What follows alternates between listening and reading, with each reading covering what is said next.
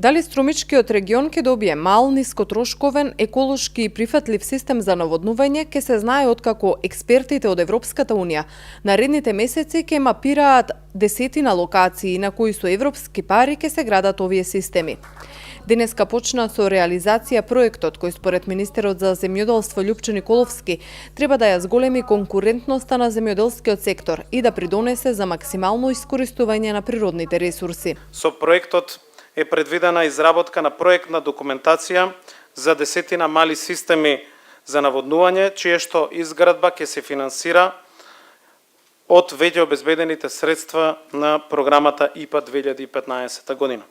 Целта на овој проект е да се придонесе кон зголемување на конкурентноста во земјоделскиот сектор, да се одржат приходите на земјоделството и да се ублажат негативните ефекти од климатските промени во земјоделството преку промовирање на мали системи за наводнување со ниски трошоци, прифатливи за животната средина.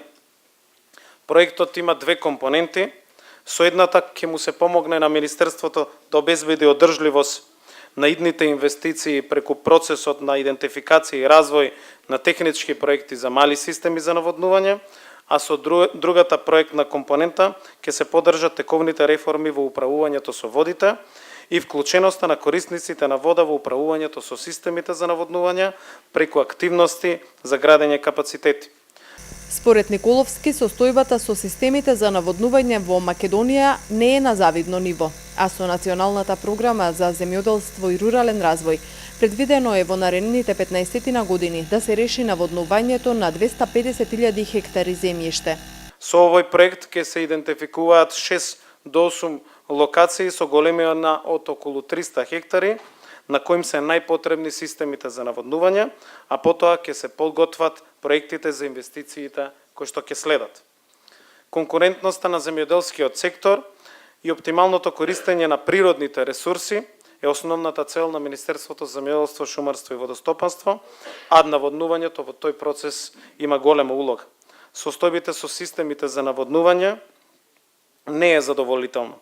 Во некои региони системите за наводнување се нефункционални, односно руинирани, поради тоа што е неопходна итна рехабилитација на истите, како изградба и на нови.